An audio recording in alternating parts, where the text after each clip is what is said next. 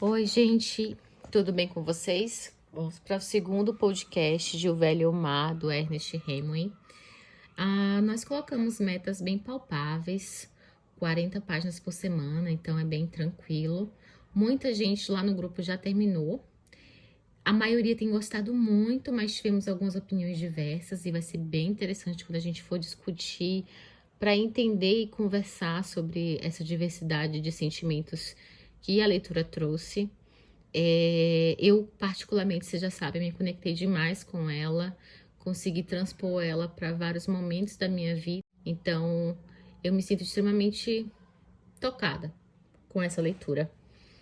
Mas eu queria voltar a alguns pontos do que a gente já discutiu, relembrando, né? A gente já teve a apresentação de quem é Santiago, quem é esse homem fisicamente aparenta certa fragilidade pela idade, mas ao mesmo tempo tem braços, ombros fortes e um olhar que é a porta da sua alma, muito jovem. E que é um homem paupérrimo que está passando por uma dificuldade crítica em relação à sua pesca, 84 dias sem pescar, e que foi o grande mestre e tutor do Manolin, que é o menino que é nos apresentado no início do capítulo. Ele fica o tempo todo como um menino, e existe uma relação ali de cuidado muito importante entre o Manolin e o Santiago. O Manolin tem uma devoção e um querer bem muito grande a Santiago e tá o tempo todo cuidando dele, de alguma forma. Para a gente continuar aqui a leitura, eu comentei lá no grupo para vocês que Santiago é o nome bíblico, né? Santiago, e que seria o apóstolo Tiago, irmão de João, que é pescador também, que era pescador, né? E uma outra coisa que eu falei que eu ia comentar nesse podcast é a idade do Manolin, porque na minha primeira leitura, e eu não saberia disso se eu não tivesse pesquisado agora, eu achei que o Manolin devia ter os, sei lá, no máximo 18 anos, e olha lá, 14, 15 anos, até porque chama de um menino, né? Mas, para quem tem essa edição da editora Bertrand Brasil, na página 25, existe uma pista que a gente descobre a verdadeira idade do Manolin. Ele fala o seguinte: o pai do grande Sisley nunca foi pobre e já jogava na liga quando tinha a minha idade. E isso quando eles estão falando de jogador de beisebol, quando o pai do Sisley começou a jogar na liga de beisebol, era 22 anos. Então ele tem pelo menos 22 anos. Então ele não é tão menino assim, eu fiquei surpresa. Eu não tinha parado para pensar nisso.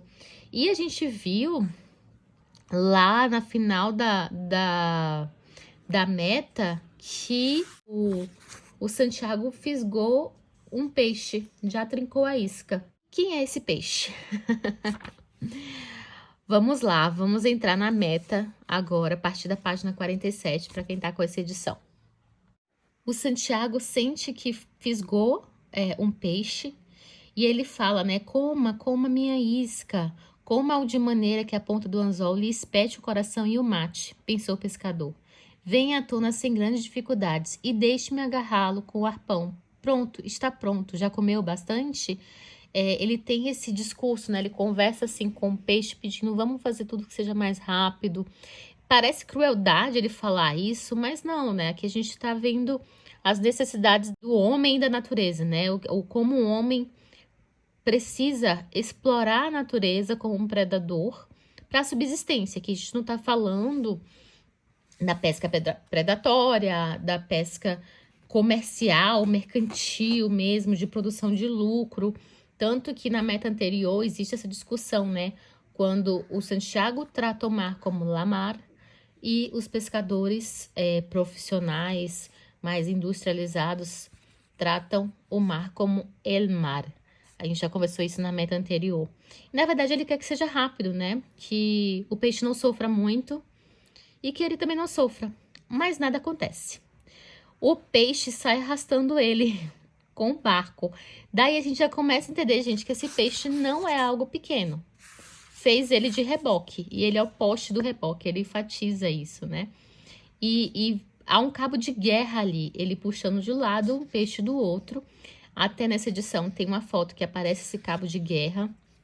E nesse cabo de guerra, as duas pontas, o Santiago e o peixe, eles representam um duplo da literatura. Isso vai ficar bem marcado nas demais frases e diálogos que ele conversa. Que eu falo diálogo porque é ele conversando com a cabeça dele, em voz alta, conversando com a mão dele, conversando com o peixe, conversando com o pássaro. O tempo todo ele tenta transpor um outro interlocutor ali para esse diálogo, que não seja só ele com ele mesmo. E a gente entendeu que é o duplo da literatura, é um recurso narrativo que cria, que cria algum personagem que sirva de espelho, né? Que seja a cópia do outro. E por vezes essa cópia é para enfatizar semelhanças, por vezes essa cópia é para enfatizar diferenças, meio que espelho, antagônico. Quando a gente se olha no espelho, os lados estão trocados, né?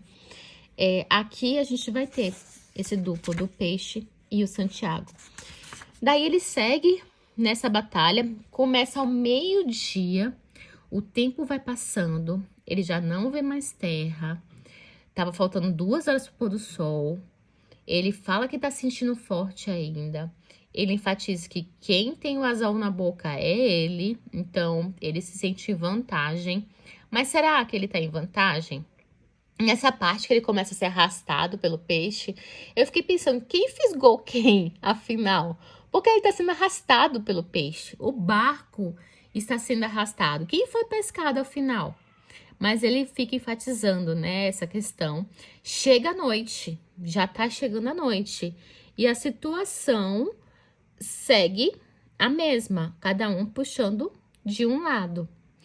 E uma coisa interessante aqui, quando a gente começa a história, a gente está em terra, existe um narrador em terceira pessoa, que ele é bem presente, e à medida que essa pesca, né, essa luta que a gente vai ver aqui, ela vai prosseguindo, o narrador, esse narrador em terceira pessoa, ele vai saindo cada vez mais e dando espaço à cabeça do Santiago, ao fluxo de consciência do Santiago, que acaba virando um discurso mesmo, né? Ele vai cada vez saindo disso, saindo desse narrador em terceira pessoa, para entrar, para ser a cabeça do Santiago que vai ter voz ali, né, nessa história. E ele fica enfatizando que não posso fazer nada com o peixe, nem o peixe pode fazer nada comigo. Ele antes falou que estava em vantagem, agora ele fala que eles estão em pé de igualdade ali. E essa igualdade vai virando esse reflexo do duplo. Aí ele começa a lembrar do beisebol e começa a refletir sobre outras coisas. Fala, não, você não pode se distrair. Volte para cá, volte a pensar no que está acontecendo, né? E ele fica nessa luta também em relação a ele mesmo, né? Os pensamentos dele. Eu fiquei pensando muito em uma situação bem diferente, né? Não se compara ao que tá aqui. Quando quem já fez corridas longas, né? Quando o cansaço vai batendo ali no final, a gente vai querendo desistir, vai querendo deixar para lá. E a gente tem que ficar lutando contra a nossa própria cabeça para seguir adiante, né? E ele fica o tempo todo chamando o garoto. Gostaria de ter o garoto aqui. Gostaria que o garoto estivesse aqui. Por ser uma companhia e por ser alguém que cuidava dele, né? E ele fica tendo que cuidar dele mesmo em vários momentos. Ele fala, coma, você precisa comer para ficar forte, para aguentar essa batalha. E isso seria uma coisa que o garoto falaria para ele. Durma, você precisa descansar. Isso seria uma coisa que o garoto falaria para ele. A gente já viu isso antes, né? E aí ele comenta nessa parte do solitário, né? Dele estar muito sozinho ali. Pessoas da minha idade nunca deviam estar sozinhas, pensou. Mas é inevitável. Tenho de comer aquele atum antes que comece a luta para estar forte. Lembre-se de que, mesmo que não tenha fome, você precisa comer de manhãzinha. Lembre-se, repetiu o pensamento, né? Ele fazendo o papel ali do garoto. E aí ele vê os porcos marinhos, ele começa a refletir como a natureza existe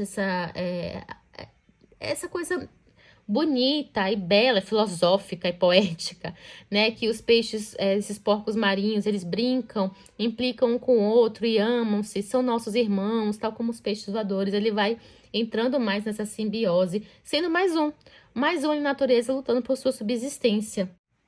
E aí tem uma hora que ele fala que talvez o peixe seja muito inteligente, que se ele saltasse e fosse em disparada, ia acabar com tudo ali, que ele fala, tomara que ele não seja tão inteligente assim.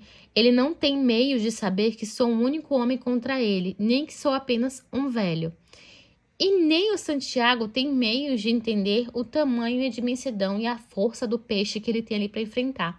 Então, um não tem ciência de com quem está travando a luta. Tá vendo o duplo aqui? Um não tem consciência de quem é seu teórico inimigo. E ele fala, terá algum plano ou estará tão desesperado como eu? Então, olha como ele se põe nessa igualdade, se questionando, né, sobre isso. E ele começa a lembrar sobre um casal de peixes que ele fisgou a fêmea e o peixe macho foi perseguindo eles até o final. E ele fala como foi muito triste aquilo. E o garoto também ficou triste, que ele pediu desculpas ao peixe fêmea e cortaram o peixe depressa, mostrando bem esse respeito. E mais uma vez a gente vê um toque de dupla aqui, né? Ele fala do peixe. A sua escolha inicial fora se esconder nas águas escuras e profundas, para além de todos os laços, armadilhas e traições. A minha escolha fora ir procurá-lo onde jamais alguém ousara ir. Sim, onde jamais alguém ousaria ir. E agora estavam ligados um ao outro e assim se encontravam desde o meio-dia. E não havia ninguém para ajudar nenhum e nem a outro. Então, perceba aqui o duplo literário, minha gente. E a coisa vai ficando desgastante, né? E ele fala, talvez eu não devesse ter escolhido a vida de pescador, pensou o velho. Mas foi para isso que eu nasci. Não posso esquecer de comer a albacora logo que amanhecer. E o cansaço vai fazendo o Santiago ter pensamentos conflitantes aqui. Ora ele fala que está muito forte, logo depois que está muito fraco. Ora que está bem acordado, depois falando que não aguenta de sono. Ora sem fome, ora com extrema fome. Ele vai tendo esse pensamento que é o cansaço que vai fazendo isso com ele. Aí ele segue. Gostaria de saber por que é que ele deu aquele salto. Porque o peixe dá um salto e ele tem um vislumbre ali do que seria, né? A linha deve ter escorregado em seu enorme dorso, mas certamente que as minhas costas estão mais doloridas do que a dele. Entendo que os dois estão sentindo as mesmas coisas. É impossível que possa continuar a arrastar assim um barco. Mesmo que seja gigante, não poderá continuar assim durante muito mais tempo. Nem Santiago pode também. Agora já eliminei tudo que poderia trazer complicações e tenho uma grande reserva de linha. Um pescador não precisa de mais nada. Peixe, falou ele, não o largo enquanto viver. E ele também não me abandonará, suponho. Posso aguentar tanto tempo quanto ele. Viu? Pegou o duplo aqui? E o peixe, ele tá nadando contra a corrente. Então, isso faz Santiago perceber que o peixe ainda tá muito forte. E ele fala, eu também tô forte. Eu também tô forte. E ele falou uma coisa aqui, que é uma experiência de pescador que eu não sabia, né? Ele fala assim, ele tem que dar um pulinho um pouco para se encher de ar, para que quando ele morrer, ele não afunde, porque assim fica mais fácil de eu içá-lo pro barco. Eu não sabia disso. E aí ele fala, peixe, disse o velho, eu gosto muito de você e o respeito muito, mas vou matá-lo antes do fim do dia. Santiago precisa disso, né? E isso vai virando, ao longo da história, muito mais do que uma necessidade de subsistência.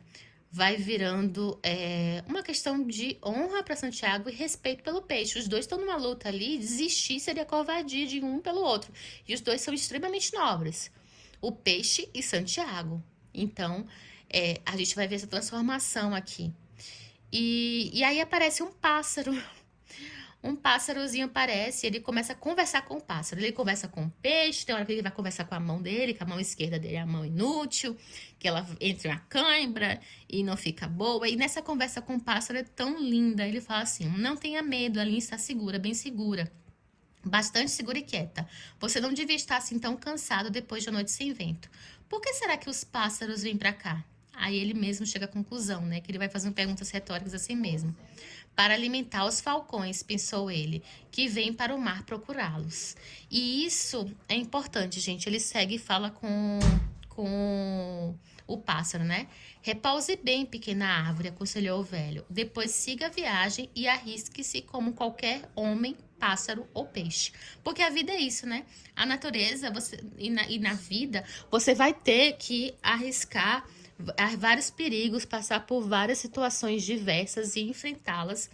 E é importante entender aqui que quando ele fala com os falcões em relação ao pássaro, e ele dá um conselho para a ave, né? Repouse bem, pequena ave, aconselhou o velho. Depois siga a viagem e arrisque-se como qualquer homem, pássaro ou peixe. Gente, isso é lindo.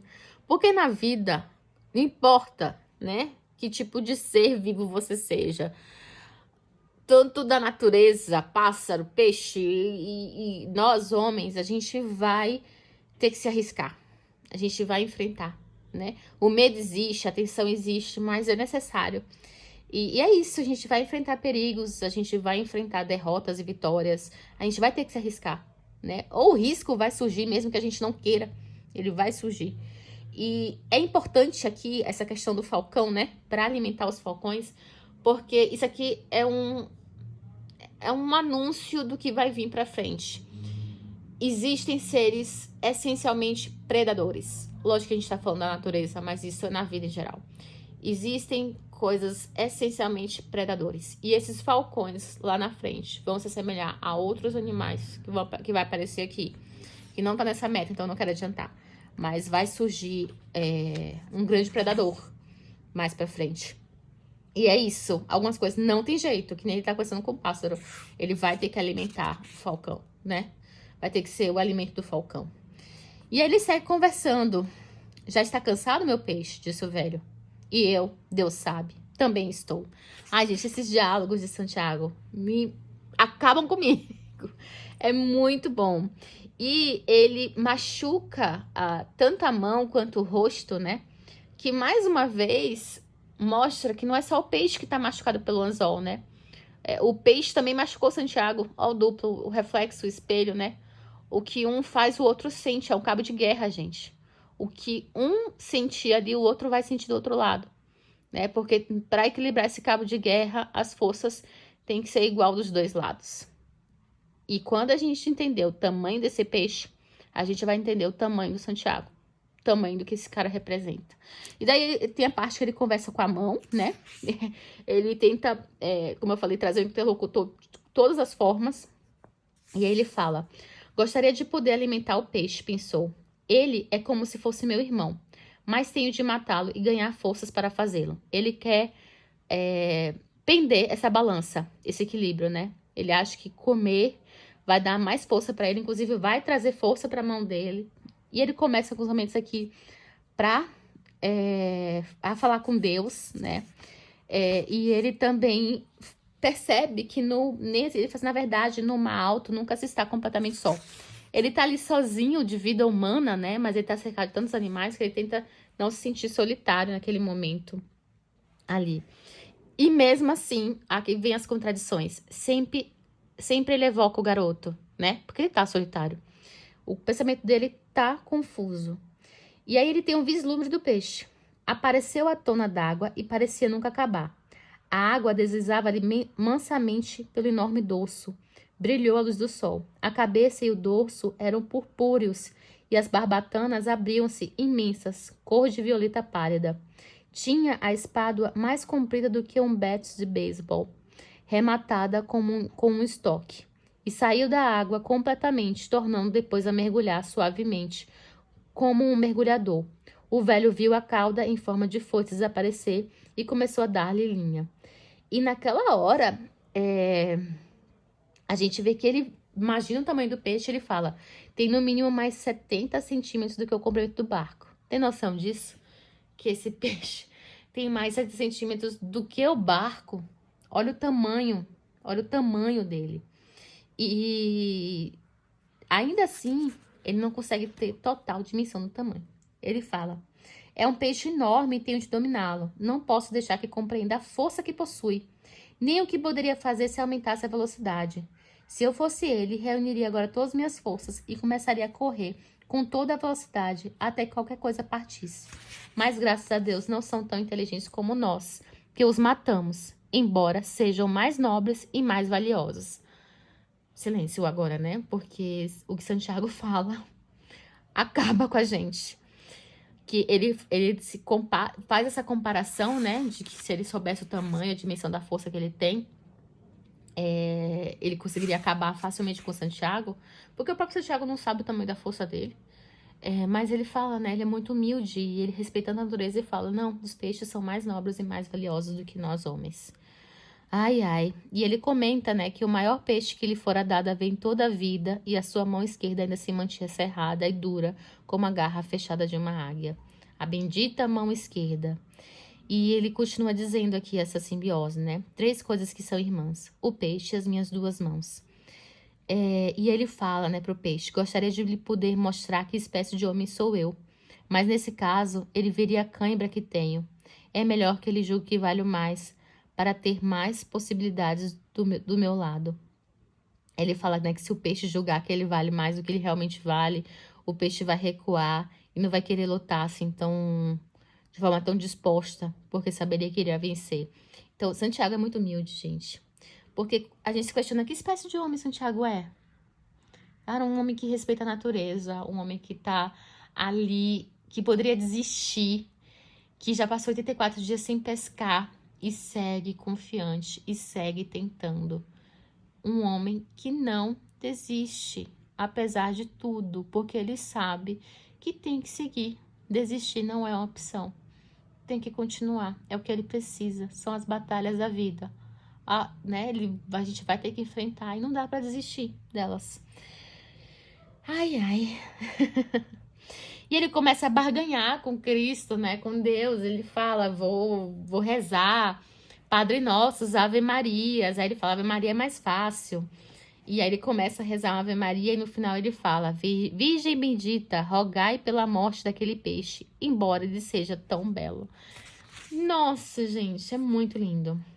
E aí ele fala, né, segue com esse respeito e tentando justificar para ele mesmo porque ele tem que matar o peixe. Mas tenho de matá-lo, murmurou o velho, em toda a sua grandeza e glória, embora seja injusto. Mas vou mostrar-lhe, isso aqui, grava essa frase, gente, o que um homem pode fazer e o que é capaz de aguentar. Eu disse ao garoto que era um velho muito estranho. Agora chegou a hora de prová-lo. E o que será que esse peixe também é capaz de aguentar? E essa frase, o que o homem pode fazer, o que é capaz de aguentar, eu senti muito em mim. Eu fiquei pensando, o que eu sou capaz de aguentar, né? Quanto sofrimento nós somos capazes de aguentar? Até onde vai essa nossa força? É lógico que ela não é infinita, mas ela pode ser grandiosa, né? Ela pode ser muito grande. E a força desses dois aqui, desse peixe e do Santiago, a força dos dois são enormes. E aí ele fala que ele tem que descansar e comenta sobre querer sonhar com leões, né? Por que ele tá querendo sonhar com leões aquela hora ali? Lembra que a gente falou que os leões representam a juventude dele, né? Ele precisa se sentir jovem e forte ali. E depois ele entra na contradição. Se ainda não está cansado, peixe, você na verdade é um peixe muito estranho. Então, lembra que Santiago falou que ele comentou comigo que ele era um velho muito estranho? Então, aqui o igual, o duplo, o peixe, né? Que ele fala que o peixe também é um peixe muito estranho, porque ele tá ali firme, não desiste. Assim como Santiago, os dois não vão desistir. E aí, a gente tem uma marcação aqui que já estão no 2º dia, e aí ele retoma aquele jogador que eu falei pra vocês, né, de beisebol de Mádio, que mesmo lesionado, mesmo ferido, machucado, ele seguia. E aí ele conclui: o homem não vale lá muito comparado aos grandes pássaros e animais. Eu, por mim, gostaria muito mais de ser aquele peixe lá embaixo na escuridão do mar. Exceto se aparecerem tubarões. Se aparecerem tubarões, que Nosso Senhor tenha piedade dele e de mim. Então, lembra que eu falei pra vocês que a gente ia ter um prelúdio do que ia acontecer? Quando a gente viu falar aqueles falcões, né? Os tubarões, eles vão eventualmente aqui representar esses grandes predadores que estão ali para destruir, consumir. Enfim. E daí ele vai comentar, traz uma história de pescador bem gigante aqui, que ele fez uma disputa de queda de braço no Cienfuegos, que foi de um dia e uma noite. E eu fiquei imaginando, meu Deus, gente, se é humanamente possível você ficar tanto tempo assim na queda de braço? Aí não acreditei, né? E aí eu fui procurar se existia um recorde de tempo máximo de queda de braço. Eu não sei se essa minha pesquisa foi fidedigna, Mas eu encontrei que foi uma queda entre o Bill Bizenk e o Devolarat, que durou 47 minutos e 5 segundos, que teria sido, teoricamente, a queda de braço mais longa. Se vocês encontrarem outras informações, tragam pra mim. Mas é bem história de pescador, né? Mas fato é que durou um dia e uma noite aqui na história do Santiago, que eles não desistiam, porque ele tá pensando aqui naquele cabo de força que ele tá fazendo, né? E ele relembrou dessa queda de braço, que por muito tempo Santiago foi chamado de o campeão. E aqui ele enfatiza Santiago, né? Não era o velho, era o Santiago jovem, né? Que queria sonhar com leões. Ele enfatiza essa questão. E as coisas vão seguindo, ele tenta ganhar confiança, ele fala, como se sente, meu peixe? Eu me sinto bem, a mão esquerda está melhor e tenho comida para mais uma noite e um dia. Carregue o barco, peixe. Ele tenta chamar essa confiança, mas o narrador fala pra gente que, na verdade, Santiago não se sentia bem, não. Ele tentava reafirmar isso, mas ele não estava bem. E aí ele segue, né? Porque ele tá se vendo ali igual aquele peixe. Os dois estão lutando pela sobrevivência, né? O peixe também é meu amigo. Nunca vi ouvir falar de um peixe desse tamanho, mas tenho de matá-lo. É bom saber que não tenho de tentar matar as estrelas. Gente, imagina o desafio que seria, né? Ele tá aqui imaginando, eu tenho que lutar contra esse peixe, é uma luta dificílima. Aí ele tenta imaginar uma luta maior ainda para reforçar a força dele de continuar nessa, né? Aí ainda bem que eu não tenho que matar as estrelas ou a lua. Aí ele segue, né? Imagine o que seria se um homem tivesse de tentar matar a lua todos os dias, pensou o velho. A lua corre depressa, mas imagine só se um homem tivesse de matar o sol. Nascemos com sorte. E aí o narrador traz pra gente essa questão da compaixão, né? Depois teve pena do enorme peixe que não tinha nada para comer, mas a sua determinação de matá-lo jamais arrefeceu, mesmo naquele momento de compaixão. Quantas pessoas ele irá alimentar? Mas serão merecedoras de um peixe assim? Não, claro que não. Ninguém merece comê-lo. Tão grande a sua dignidade e tão belo o seu modo de agir. Porque o peixe segue ali lutando, né? Ele, mesmo com a dimensão dele, ele segue lutando bravamente com o Santiago. E o Santiago tá se vendo ali e os dois têm essa nobreza de caráter, né? Não compreendo essas coisas, mas é bom que não tenhamos de tentar matar a luz, só as estrelas. Já é ruim o bastante viver no mar e ter de matar os nossos verdadeiros irmãos. Entendam que o Santiago só faz isso porque ele precisa. Ele não é um predador. Ele precisa sobreviver. E aí ele precisa descansar. Ele fala, precisa arranjar um jeito de dormir, né? Os dois querem descansar, né? O Santiago e o peixe. A gente chega a essa conclusão aqui. Ele também tem que comer. E aí ele começa a tratar um peixe dourado, que não é o que ele mais gosta. Ele gostou de ter comido atum antes. E nesse momento que ele vai tratar esse peixe dourado, ele encontra uns peixes voadores dentro do peixe dourado, né? E tudo. É muito ritualístico, é muito bonito, parece um ritual mesmo, que ele coloca um do lado do outro e tal, então ficou bem bonito. E aí ele tenta arranjar um jeito de dormir e amarrar a linha na mão dele, de forma que se o peixe acordasse, ou se o peixe puxasse, acordaria ele também. E no primeiro momento ali ele não sonha com leões, mas mais tarde ele vê o primeiro leão no sonho dele, e relembra, né? E relembrar os leões fez ele se sentir feliz e reconfortado. E aí, de repente, o peixe começa a pular, a mexer. Tipo, a ação começa aqui. E ele é noite, tá escuro, e ele não consegue ver o peixe saltando, mas ele vê ali o estrondo das pesadas ondas quando ele cai, né? E a velocidade que a linha tava ali cortando a mão, ferindo bastante. Aí ele clama novamente pro garoto, né? Se o garoto estivesse aqui, se o garoto estivesse aqui. E aí ele tenta se reforçar, falando que a dor não tem importância para um homem. E aí ele começa a refletir, por que eu não nasci com as duas mãos boas? Seria absurdo se eu traísse a mim próprio e morresse com um peixe destes nas mãos. Então, entendam que não é mais simplesmente uma questão de subsistência, é uma questão de sobreviver aquilo ali de forma honrosa.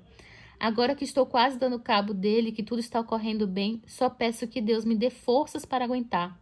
Rezarei uma centena de Padre Nossos e uma centena de Ave Marias. E aí ele fala que finalmente, né, o peixe está saltando e ele agora, se ele morrer, ele não vai afundar. Precisa evitar que a dor dele aumente. A minha não importa. A minha eu posso suportar. Mas a dor dele pode enlouquecê-lo, porque o peixe saltaria mais e mais.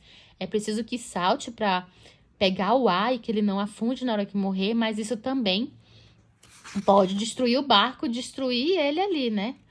O cansaço vai batendo e ele finalmente consegue ver o peixe por completo. E a exclamação de Santiago, quando ele vê o peixe por completo já de dia, é: não, não é possível que tenha esse tamanho todo.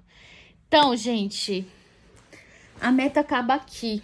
E aí, eu queria relembrar aqui a história de Jó, da Bíblia, porque tem uma analogia muito importante com essa história que a gente vai concluir no próximo podcast, na próxima meta, né? A história de Jó é uma história de sofrimento e de força, né? Jó era um homem rico, íntegro, reto, temente a Deus e um filho querido de Deus por tudo que ele representava e tudo que ele prestava de honra, né? E ali, um momento na reunião dos filhos de Deus, né? Os anjos, Deus chama o nome de Jó, fala para Satanás: o que você acha do meu filho Jó? Aí Satanás fala: não, é fraco. Se você tirar tudo dele, ele não vai ser mais seu devoto. Ele só clama tão bem por você porque ele tem tudo. Se você tirar tudo dele, ele arrefece. E Deus autoriza que se tire tudo dele, menos que mexa na integridade física de Jó. E então Satanás vai lá, tira todo o gado, todos os animais que Jó tem, tira todos os seus servos e mata todos os seus filhos. E Jó fica sozinho. E aí ele comenta algo como assim: não saí do ventre da minha mãe, não voltarei. O Senhor dá e o Senhor retira. Deus questiona Satanás, né? E aí, meu filho, como ele se comportou? Gente, eu tô falando dessa história assim de forma resumida aí na minha interpretação, tá? E aí, Satanás fala: não, mas é porque você não tirou, não deu uma doença pra ele, não tirou a integridade física dele. Ele fala: não, tudo bem, então você pode ir lá, tente ele fisicamente, mas não tira a vida dele, né? E aí vai lá Satanás e deixa Santiago doente. Santiago, ó, já tô trocando Santiago porque é Jó, né? Deixa Jó doente, muito doente. Ele é visitado por 3 amigos. A esposa dele fala: não, blasfeme logo a Deus, termine seu sofrimento logo. Esses 3 amigos vêm e começam a questionar ele como se o sofrimento dele fosse resultado de algo que ele fez. Ignorância dos homens, né? Como se fosse uma punição por algo ruim que Santiago fez. Santiago, ó, de novo, que o Jó fez. A verdade é que coisas ruins acontecem com pessoas justas também, né? E Jó depois tem um diálogo com Deus e ele compreende que sim, era um filho amado e Deus depois, hora nenhuma blasfema a Deus, e no fim ele acaba sendo retribuído com tudo de volta. Essa história é muito bonita e eu amo essa história, mas fato é que para quem acredita no transcendente, nem sempre essa glória, essa recompensa, ela vai ser aqui no imanente, aqui na Terra, né? Então, nem tudo que a gente sofre, a gente vai ser recompensado aqui. Para quem acredita em Deus, a gente vai acreditar que em outro plano, a gente vai receber essa recompensa. E muito disso aqui, gente, vai estar nessa história. Grava isso aqui. Tenta pegar isso aqui. Vai de exercício de casa, lê a história de Jó, pra gente poder debater ela de forma mais completa. Eu fiz uma forma bem resumida aqui, bem simples. Tenta ler a história completa pra gente poder, na discussão, conversar sobre isso. O fato é que coisas ruins acontecem com pessoas boas, e isso não é uma simples questão de justiça. E é preciso ter forças para não se sentir derrotado e continuar seguindo. Essa é uma mensagem muito importante que eu acho que esse livro já mostrou pra gente.